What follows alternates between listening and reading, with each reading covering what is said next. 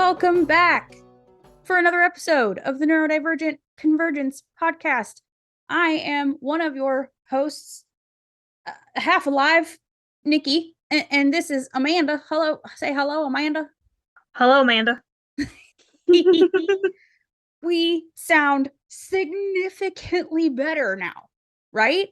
Last episode, well, first of all, it was a fucking fever dream, but we really, the last two episodes have sounded like dog shit because technology sucks sometimes. So we both have frizzle microphones now. We are both speaking into podcast grade microphones. We're moving up in the world, Aminder. We are moving up. Before you know it, we'll be on the east side. Right. We'll be moving on up to the east side. We'll finally have a piece of the pie. It'll be great. It'll be great. Okay. It's wonderful. So, if this is your first episode, probably a better one than the last two to start with, which is good. This is just a show where two neurodivergent best friends talk about neurodivergent shit and have a little laugh while we do it. So, welcome. If you've come back, thanks a lot. We really like you and we really appreciate you, especially after those last two episodes. You're troopers. But really the last episode, I listened to that and I was like, what the fuck am I talking about? So unhinged. It's the most unhinged I think I've ever been on the show. I was so genuinely confused by everything I said. So, I mean, Jesus Christ. I just hope that anyone had a good laugh at that, because that's really all that was. Just to have a good laugh at, because I was clearly in some unhinged, dazed state. You were deep in the Benadryl. Yeah, deep in the Benadryl. Well, here's what I didn't know. Remember how I said, if you listened, you'll remember. If not, you won't. But I said in the last episode that I don't know if I'm getting sick, if I caught something at the ER, or if I'm just rejecting all the dust that I inhaled at work that day. I indeed came home with an ER souvenir. That's what I get for being a responsible parent and taking my child to get medical care. I got the fucking Rona, of all things, in fucking end of July, dead in the middle of the summer. The fucking Rona. Why? Why, Rona? Why? Of all the things you can catch at the ER, why did it have to be the fucking Rona? It's stupid. And also 2 to 3 years after the height of the pandemic. Right. And this is the second time I've had Rona. Neither time was during a spike of Rona. So I don't know if I'm just the most unlucky bitch on the planet or what, but like, I've only ever had Rona when Rona was like at a low. So I'm the one bitch who can find it when it's hiding everywhere else, I guess. I don't know. But anyway, 0 out of 5 stars for that, because I do not recommend you catch whatever fucked up strain this is, because I wanted to die. Like, that first day was pure and utter fucking torture. I would take labor again over that fucking pain. I have never been in so much pain in my entire life. It felt like someone was trying to rip my lower half of my body off of the rest of me. Like, literally tear me in half, rip my kidneys out, rip me apart at the legs. Like, it was so fucking uncomfortable, because last time I had it, I had really bad body pain, but nothing like this. Like, nothing like this. So, fuck Rona, first of all. I'm feeling much better today, although I do quite feel like I just can't catch my breath, which is scaring me a little bit.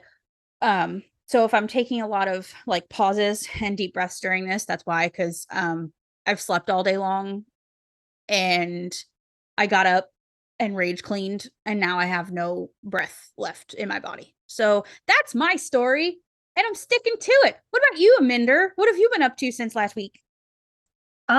Because we didn't, record for take a long time to record, not much has happened since then, since Wednesday, because it currently is July 30th. I think we recorded last was July 26th.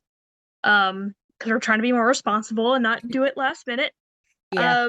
But yeah, just work basically. I last time I talked about I saw Oppenheimer. Now today I saw Barbie. So my Barbenheimer experience is complete.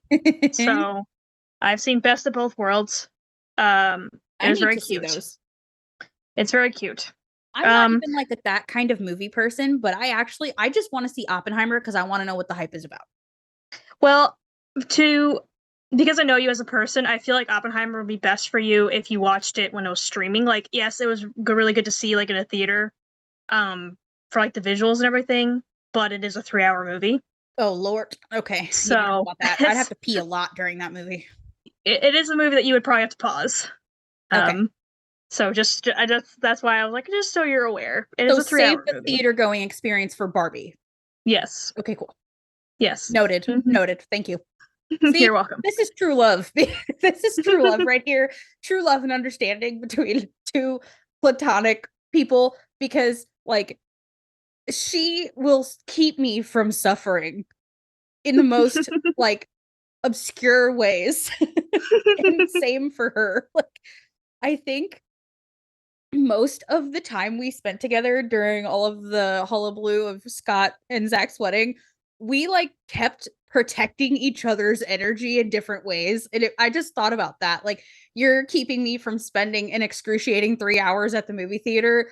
And like, I don't know, we just do that for each other. We just speak up for each other because it's difficult for us to speak up for ourselves sometimes. So it's Mhm. nice to kind of have somebody who gets you on that level who's like, no, no, she can't do any of that. That is not okay for her. I am stepping in and speaking for her since she won't do it herself. Correct, correct. Sorry, I needed a little sip. I'm not cutting that out because I don't have to. Anyway, My show, damn it.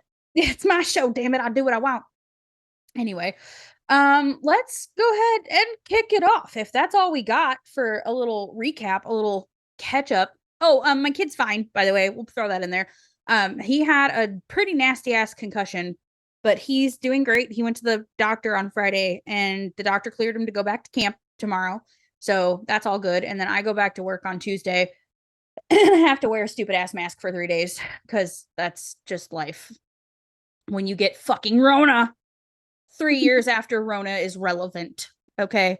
We're keeping Rona relevant over here. So Mm-hmm. stupid. So stupid. Anyway, let's get started. Um, I'm reading AI story, right? Yes. Okay. Excuse. I need to pull this up and make it larger because I don't know what I did, but it's not large right now. And my mouse keeps like turning itself off, which means it's probably dying. So, well, yeah, that's a thing. Okay. We're gonna get into it here. I need to make it grandma sized font because your girl is the blind and never wears her glasses. Okay, here we go. Remember last time we introduced Jeremy the psychic cat, and we are continuing Jeremy's story. Looks like keywords here were Jeremy, psychic cat, and self diagnosis. So we're going to start it off with a little bit of the last week's story. Oh, maybe not. Did you just stick it Yeah. in I there? just copy pasted it. Okay. Cause she put this one together. Okay. So that's the story of Jeremy the psychic cat. The rest of this tale will explore the future of mankind's relationship to the internet. So that's where we left off last week. It was the night of the 4th of July. Jeremy was sitting in his home in Oakland, California, on his laptop. Jeremy was a psychic cat. He had been born with a psychic gift. His gift was self diagnosis. When Jeremy was a kitten, he would sit on the porch of his home. He would sit on the porch and look out at the stars. He would see the future that was coming. It was the night of the 4th of July. The sky was clear. The moon was full. It must have been a beautiful night. The stars shone even brightly up here by the upper horizon, relatively like at home. That's difficult to say. Their outer dots were comparable to the pyramids that he recalled being born into when he would look upwards to infinity and beyond. Sorry, I had to add that. This compulsion. That night, so many years back, when he was 7 or 8 years old. He was born at 7 or 8 years old. Stick to it, stick to it, stick to it. He was like a real living psychic in the long history of cats on Earth. It was his psychic abilities that took him to the surface at this time. He was able to predict most of the results of the lottery. He had become something of a psychic oddity for the federal government. And Jeremy, the psychic cat, was so obsessed with receiving the ransom for his real and pretended mother that he went out of his mind. The cat can help, the man yelled from inside, and I know where it is, and it will be worthy of every penny. And it is here. It is at the rendezvous point for that cargo ship. My eagle eyes are showing it, and I will not lose a thing. You will give it to me, and you will let me do it in the least intrusive manner. You have until midnight. You will be killed if you don't come through. Little surprise. Little surprise. That was ridiculous. Okay, what can we glean? What can we glean from this? What have we learned more about Jeremy? Have we learned anything new? The whole like my eagle eyes see it. I just think of the Clear Eyes commercial, but with my special eyes. Or no, it wasn't Clear Eyes, but you know what I mean. It's like, yes. look with your special eyes, my brand. So it just made me think of that. Okay, so apparently he works for the government at some point. His powers are not only psychic, but also self-diagnosis, which kind of sounds like hypochondriac, but you know. Yeah, I agree. Also, we've narrowed down where in the hills of California he lives. It's Oakland, which I don't know if that's actually in the hills of California or not, but apparently it is now. So, great. So we've narrowed down his exact location and his profession at this point. He is government contracted to help with shit. We don't know what shit. Like, but we do know he'll be killed. Apparently. He'll be killed. Somebody gonna die if they don't come through. It's a surprise. And it's not a surprise. Yeah, and it's not a surprise that somebody gonna die if they don't come through. So this is some serious shit. So next week we're gonna have to like include this government involvement of Jeremy, because I feel like this is an interesting story to keep continuing on with. So far Jeremy is a government contracted psychic cat with who lives in Oakland, California, and he has a sister in Australia who's also psychic, who lives in Australia, yes, and owns a cat that got lost that Jeremy helped find. So and he sells his psychic portal technology to I don't know, other people, families, I think is what it said last time. So we fleshed out Jeremy a little farther, but I have to interrupt our regularly scheduled programming because we have been given yet another universal treat, Amanda. I don't know if you noticed, but can you see, you can never see them, so I'm just going to tell you, our animals are back. You are now an anonymous cramorant. What the fuck is a cramorant? It's a kind of bird, and they made a Pokemon out of it. Apparently I can't spell it right. Cramorant. It's like a bird that I see. It's almost like a pelican, but like a skinny pelican. When I Google cramorant, it just immediately comes up with the Pokemon, but it's a real bird too? Yeah. Oh, I see. Oh, cormorants, and then they made cramorant out of it. Okay, I got you. Yeah, cormorant. Yeah. I'm sorry, cormorant. Cramorant is the Pokemon. I apologize. Cormorant is the bird. You are anonymous. You're an anonymous cramorant. They just pick the most random ass animals to turn in. Like, okay. So we have our animal back. Yay! I'd be the fucking weirdest animorph ever. Is it because you have a new computer and you haven't like signed into everything yet? Well, I'm signed in on my Google account. I don't care. I love it. I don't care. We're gonna hopefully it continues. We'll see if it ever recognizes you as a human again. But right now we've given a universal treat and we're gonna take it. We have our anonymous animals back. Okay. Moving on. We are gonna get into this Mad Lib, right, Aminder? Yes. Okay. So first I need a verb. Titter. Going with the tit theme again. Sure. Yes. Silly word. Mother heckin'. Instead of motherfucking. Mother flirkin'. Plural noun. batshit crazy Amish folks. Just reminds me of Amish Paradise by Weird Al. Number 12. 12. Adjective. Vengeful. Noun. Trust fund. Verb. Schmooze. Part of the body, plural. Crusty toes. Verb. Futz.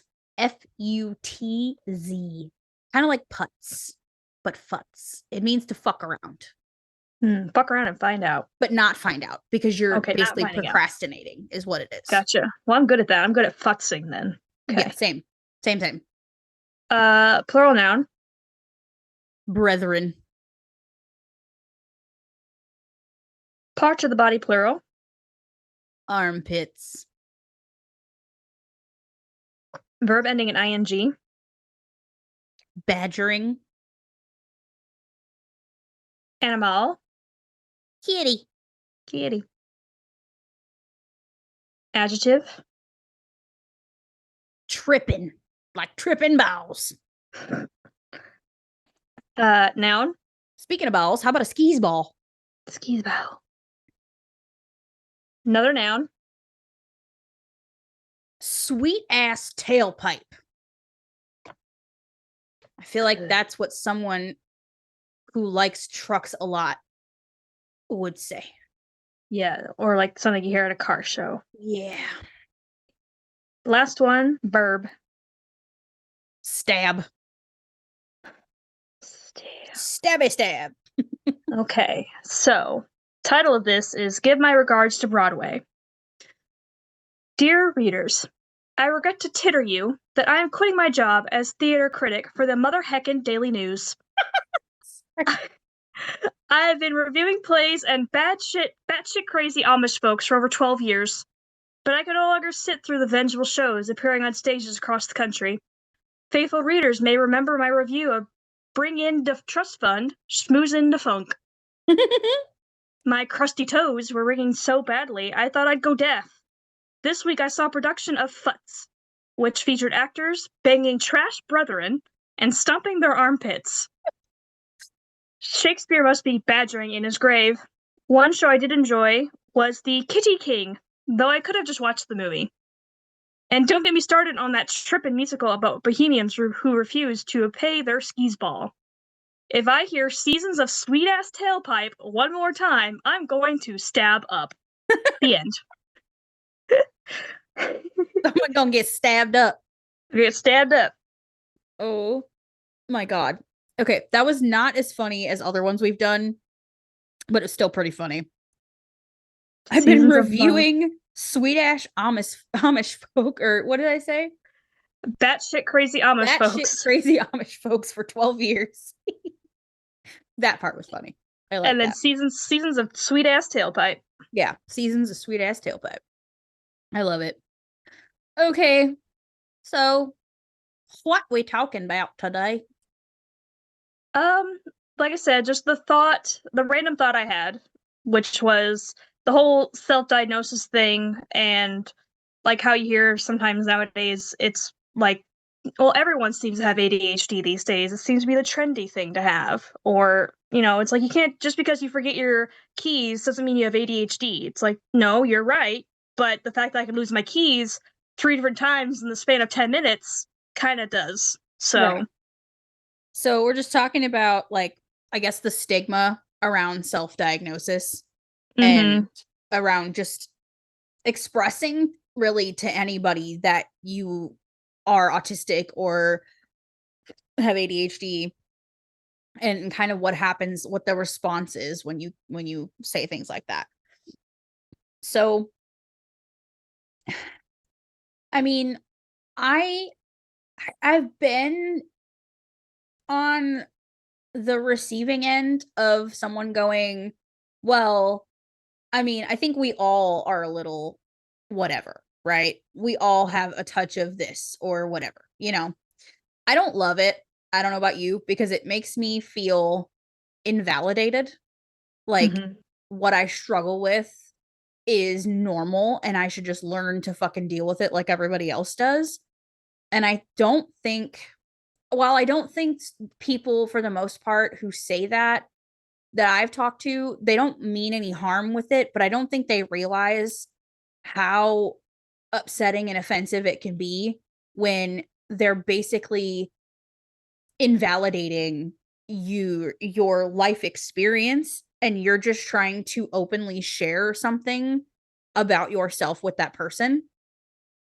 It's like saying to somebody that you have some other form of illness and them going, ah, you'll be all right. We all that happens to all of us all the time. You know what I mean? A little bit of that happens to everybody. And it's just frustrating because I don't, you're trying to share a part of you, especially if it's someone who like you trust, right? Like a parent, um, which I have been on the receiving end of that, unfortunately. I had to talk to my mother about a lot of this. And it was the conversation. I don't know. It's hard to explain it. It was when I was first kind of opening up to her about more of this stuff. And she said, I mean, well, I don't know where, with the kids. And she was like, well, I don't know where would that even come from. You're not like that. And I was like, but mom, they got it from somewhere. And yes, I do. Yes, I am. I was diagnosed with ADHD and I am self-diagnosed with autism and get pursuing a professional diagnosis. Everything those kids do, I do. Like almost all of it. And it fucks with my life and I've had to learn to live with it. And she was kind of surprised and was like, "Well, where did you get it from? I don't have any of that." And I was like, "Well, well, shit, I don't know. Like, I don't know. Maybe you do a little, but it's, I mean, I've talked with my dad about it and he's very like my dad's very open and understanding. And he was like, "Yeah, I think you got all that shit from me." So like the more that we are around each other, I've told the story before. It's definitely more of nature versus nurture because my father didn't necessarily raise me. We grew up in two different states. So I didn't learn things he does by watching him, but the more time we spend with each other, we realize we're very, very similar humans. And I think it's because most of our traits are things that people on the spectrum do. So, like, we can relate in that way. So, that babble is over. Have you been on the receiving end of someone invalidating you when you've tried to share with them that you that you suspect that you're autistic or that you've been diagnosed with ADHD or anything like that? My mom as well. I can't. This is about the time I was looking for the diagnosis. I don't know. Oh, I think it was like right after I first got tested, but I hadn't gotten the diagnosis back yet. So I'm pretty sure I just kind of brought up the fact like, well, I went to the doctor. I think I have ADHD, and she wasn't like immediately like, well, no, you don't. She was just kind of like not really understanding because my cousin growing up, he was always the one with the ADHD and everything, and he was more textbook like boy who can't sit still, stuff like that, forgets everything and whatever. He's the one with the ADHD, but you can sit still and you have a great memory, so how can you have ADHD? And so she kind of didn't really understand it. I don't think she really believed it in a sense. And I think and like there has been a couple like there's one person at work, she wasn't invalidating, but she was like kind of trying to think of the word, I guess validating maybe, where she's like, "Oh yeah, I do that." She's like, "Oh yeah, that's definitely ADHD what you're describing," because she's had been diagnosed since she was a teenager. Yeah. So she's been validating with that, but I haven't. I remember I was hiking with some friends, and at first, and like I said, this is the RSD in me. When I was talking with someone, and I said, "Yeah, I'm kind of thinking." This is like a couple years ago. I was like, "Yeah, I'm kind of thinking I might be autistic." And then she was like, why would you think that? And to me, I mean, it immediately made me think, oh God, I said the wrong thing. Like she has someone in her life that's autistic, and I, oh no, I can't step into that pool, that sort Right. of thing. And so, so I described it. She's like, I said, do you not think I do? She's like, oh, I don't. She's like, no, it's just not that. She's like, I just was wondering, like, why, what traits you, like, what things do you do, or what traits do you have that makes you think you do it? So, so really, it's just kind of like my mom, but I haven't really like come out and told people that, like, like maybe like one person that's kind of like my boss, like not my direct boss, but who's kind of over me, and she's definitely ADHD. So I've tried to like only tell people that I know would get it, Yeah. and so that's pretty much my experience. I think the issue lies in the fact that so much study and understanding of ADHD is around that little boy who can't sit still, right? That is what the general understanding of ADHD is. That is what the stereotypical expression of ADHD is, that the general public could identify readily, right? There has not been enough representation of what a fully grown female who can hold a job and got through school and has a family and things like that, like there's no representation and no education, I guess I should say, that's the word I'm looking for. There's not a lot of education, there's not a lot of study around what functional adults look like with autism and ADHD. Like, what does that look like in an adult, fully functional person's life? That's why I feel like what we're doing and what a lot of people that we have come to learn in this community are doing is so important, because if you don't see it and you don't learn about it, how is anyone ever going to understand it? So, what it looks like for an adult woman, like I said, who can check all the boxes of being a neurotypical person, right? Who can pass for neurotypical. It's not something that's pushed out into the limelight. It's not what is generally understood. So, while I understand that most people who will throw that phrase, "Oh, we all have it," out there, they don't mean, I don't think they genuinely mean to be invalidating, but it does, it does that. Invalidate someone's lived experience. It's kind of like whenever I see a video, TikTok, Facebook, whatever, and someone, usually a woman, like I always see these comments on like women's videos, but never really about guys with like ADHD, like autism, whatever. It's always women, and like how, like, oh, I have RSD, like rejection sensitive dysphoria. Well, that just means you're sensitive, or like, oh, everyone feels a little sensitive sometimes, or like, oh, this causes me to have depression. Or everyone gets sad a little bit sometimes. Where it's kind of like, or like someone posts about like getting diagnosed with ADHD and like professionally, and then people will post, well, that just seems like everyone has it these days. That's like the trendy thing to have. And Right. so it's like Let's back in my day, we just basically spanked it out of our kids, or we just, that was just a kid being a kid. Right. Well, let's unpack that for a second, because therein lies the problem, I think. The whole moniker of "it seems like everybody has it," or "this is now trendy to have this shit," it's like anything else. I don't feel like there's like all of a sudden more people who just randomly acquired these fucking neurodivergent traits, right? I think it's that there's more understanding of what this looks like in general as the years progress. So more people are able to get a diagnosis that otherwise would not have qualified for one, or even been looked at for one, or even thought to themselves that they might need a diagnosis, or need, or fit in the neurodivergent spectrum somewhere. It's like anything else. In the fucking 50s, there was a lot of things nobody was diagnosed with that they're going to be diagnosed with now, because there was no understanding of it then. So I hate that. I hate that everyone's like, well, it's just something trendy to have. First of all, fuck you. No, it's not trendy. This is real shit. We struggle every fucking day. Don't sit here in my face and tell me that I'm just jumping on a fucking bandwagon because I forget shit sometimes. That's fucked up. Like, I'm sorry, that's fucked up. That excuse is stupid.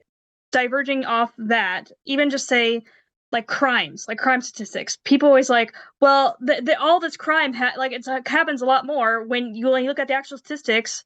Crime has actually gone down from 30, 40 years ago and we just happen to see more of it because of like social media. Correct. The news, 24-hour news cycle. Correct. Like the only news you got back then was either your newspaper or your 30-minute whatever news channel each day. So it's like when you have a 24-hour news cycle in that, so if there's more exposure to it, correct. It's like I really only started thinking about it when I started seeing videos and like when they started popping up, and it's like, well, I do all those things, but I don't think I'm that. Like if I didn't watch that sort of stuff, I probably maybe would never have thought about being that way. I just thought it was fucking weird. Like right. I was just fucking awkward. Right. So, or like in my case, I have 2 children who are on the spectrum and are diagnosed with ADHD. And it took me all of these years to even have an inkling that maybe I might be there as well. Do you know what I mean? Like it was looking at Facebook and Instagram and watching people's reels. That's how I figured it out. That's how I was able to be like, oh my God, that's fucking me. How did I not see this shit? Then I was able to do my own research and talk to somebody about it and get it confirmed. Like, so I don't understand that logic of, well, it's just fucking trendy. No, it's just highlighted now. There's just a platform that's explaining it to people now. There's an exposure. There's an exposure to it now. And that's fucking good. We want that. We want that. That is necessary because first of all, what does me having ADHD or autism, what does that do to you? Right? What does that do to the neurotypical person? Absolutely nothing. Right? How does that affect their life in any way? It doesn't. So why do you got to come at people for identifying with who they fucking are? First of all, let's just put that out there. Who they fucking are. How does that affect you in any way? It does not. But what does happen is that person gains a better understanding of themselves. And when you have a better understanding of yourself, you can be a more whole and happy human. And the world needs more of those. We need more whole, happy, healthy humans. We don't need any more distressed and distraught and disgruntled humans in this life, or God forbid, depressed people in this life, because simply they're not understood. They don't understand themselves. The exposure is everything. It's everything. We would not be sitting here doing this right now if we didn't share fucking videos back and forth with each other for months prior to being like, oh fuck, maybe we on the spectrum, you know? I mean, thoughts. And also that exposure helps people do the whole like self-diagnosis thing. And yes, there are like conflicting opinions about that, where I've seen people that self-diagnose when they come out later, like, oh, I didn't actually have it, I was just doing it for attention, like legitimately. And then there's people who, on the other side, legitimately self-diagnose because they get the exposure of people that are like, oh, that's like what I do. Like one of the posts that you shared actually on the page a couple months ago about from the autistic teacher, like self-diagnosed autistics are valid, and like self-diagnosis, self-identification is valid, because it's like you know yourself more than anyone else would, even like a psychiatrist, that sort of thing. And some people, they don't have access to a professional, like someone professional that can diagnose them. They are like either by distance, because of money, insurance, that sort of thing. And even when you speak to somebody, a lot of places, like a general care doctor is not gonna like be the person to get that diagnosis for you for the most part, because that's not what they went to school for. So it's hard to get someone that specializes in that. And then sometimes especially like as for women, I know like people of color, like it's a lot harder for them to get that diagnosis because, like you said, it's a lot of that those studies are on men and boys. Right. Their voices are not heard. And they are invalidated even by medical professionals because it's not understood well enough, even in the medical realm. In general, it's not well understood what it looks like in different expressions of being a human. It's just not. And if Basically, the you are spectrum of humans, both in gender and right in like gender neuro. and in color and all of that, like there's so many barriers to diagnosis that self-diagnosis is necessary. And you can't go to a provider without first having self-diagnosed yourself. Like, what? No one, if you don't think you are on the spectrum because you've not done and looked at all of these things and learned about it on your own time, how are you supposed to go to a provider and ask for a diagnosis? Right? Like, you Right. first have to have a suspicion, have to Right. have It's done kind a of little like bit of background you're to not gonna go just randomly walk into a doctor. It's kind of like you would you right, when you go to a regular doctor when you're not feeling well. Like right, you're not just gonna walk into a doctor like, well, I think everything's fine, but you need to figure out what's wrong with me. Like right, if you're in pain, you're gonna go to the doctor and they're gonna try to figure out why you're in pain right, because like you have some inkling. Well, I think I have pain, in my lower back, and it's like, oh, I gotta figure out. And the doctor has to figure out why you have pain in your lower back. It's not like, well, I feel perfectly healthy, but just because I need you to do a whole panel of tests. right. So it's not, it's something that's necessary. You have to be able to self-diagnose yourself to even get a professional diagnosis. And because of all of the barriers to a professional diagnosis, if you need to identify as some version of neurodivergent, and where I know we keep talking about ADHD and autism because that's where we relate the most, but if you need to identify with some neurodivergent thing somewhere on the spectrum, right? Then, and that helps you feel whole and understood and happy as a person, do that. Like, do that. Do whatever you have to do. You're not hurting anybody by identifying as autistic. You're not hurting anybody by identifying as someone with ADHD. You're not hurting anyone by doing that. The only thing you're doing is bolstering your understanding of your own self. And that is everything in this world. If you do not know who you are, you don't know anything else. I believe me, I get it. And it's so easy being neurodivergent to lose yourself, trying to find where you fit in.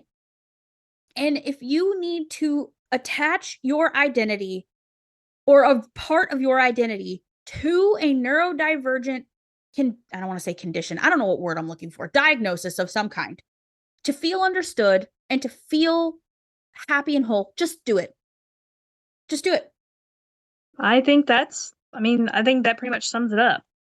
Yeah. I mean, there are plenty of posts. We're going to link these in the show notes for you.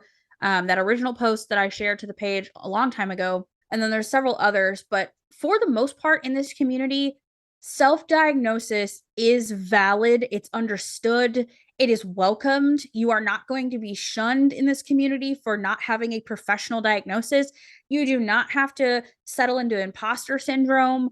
Like, if you're sitting here feeling like an imposter because you think you're some kind of neurodivergent, you are some kind of neurodivergent. That's what it is, okay? Because only people with neurodivergent brains feel like, oh my god, what if I'm not, right? Like, if you're questioning it, it's probably real. All right, we'll just put it that way. And if you get it, you get it. I'm not going to explain that any further. It just is what it is. So yeah, everyone's welcome here, and that's another reason why I love this community. Since making the Facebook page, I have followed so many creators on here. There's so many creators that I have found and learned things from, and they give an opportunity to like share what you are a part of in this world, and it's so inclusive, and they protect that like with their lives. And that's what I hope to continue as our contribution to the neurodivergent community. There will be no bullshit around like, oh, well, you're not professionally diagnosed, so you can't be here. We don't gatekeep over Right, here, no okay? gatekeeping. No gatekeeping. The pages I have followed thus far do not gatekeep. And every one of them has had some kind of version of a self-diagnosis post where they're like, you're valid, it's fine, it's okay. Like, don't feel like you don't belong just because you're not professionally diagnosed. There are too many barriers to a professional diagnosis of any kind of neurodivergence that it's not possible to gatekeep that hard. It's just not. There'd be no community if we gatekeeped that hard. So, in an effort to continue the non-gatekeeping, just know that you are welcomed and accepted here and pretty much anywhere in the neurodivergent community, medically diagnosed or not. And that's all I got. Because otherwise, I'm just going to keep repeating myself. Do you need to add anything, Miss Ma'am? No, I mean, I just wanted to point out that I have an everyone is welcome here flag in my office. So I also welcome everybody. Though even though I'm not much of a people person, I still accept you. Same. Like we like you a lot, but you have to leave by 7. Okay. Yeah, it's like I gotta recharge the social battery. That takes several business days. So you're all welcome, but please leave by 7 o'clock. Mm-hmm. I love it. Okay, well, that's enough. I'd say that's enough for this one. See y'all next week. Don't forget the Facebook page, the Instagram. Honestly, I'm not on the Instagram very much. I'm more so on Facebook because I feel like that's a better support system over there for me than Instagram is. Where else? Oh, the Discord. The Discord. Share your memes to hashtag if the meme fits, share it. And we are going to start compiling those memes that we receive, if we receive them. Hopefully we receive them. And we're going to do a neurodivergent meme review episode at some future date that we have yet to choose. TBD. TBD. But if we get enough submissions, we will, like, if you're cool, like, put in there cool to be shouted out, and we'll shout you out. Like, if you don't want to be shouted out, say, please don't shout me out, and we'll share your memes, but anonymously. So please do that. I want to do a really cool meme review. Go share to the Discord, hop in the Discord, say hi. I try to check it a couple times a day if I can, just to see if anyone's in there talking. So far, not a lot of y'all, so let's come talk to us over there. Don't make us feel unwelcome. Okay, like that's not nice. We want to be welcomed. So, sorry, just kidding. Let me make you feel bad. How about that? Let me guilt you into joining the Discord. Your RSD should kick in. Yeah. Yeah. Let me pray on your RSD real quick. Join the Discord or I will cry. I'm just kidding. You can join us over there. What else? I'm missing something. Oh, follow along with the AI story at the link in the show notes. All of the posts that we have found, I'll link those as well. And I think that's it. That's it. That's it. Okay.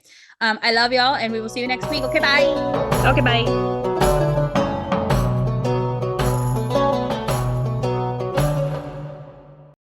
Goddamn mouse keeps dying. So annoying.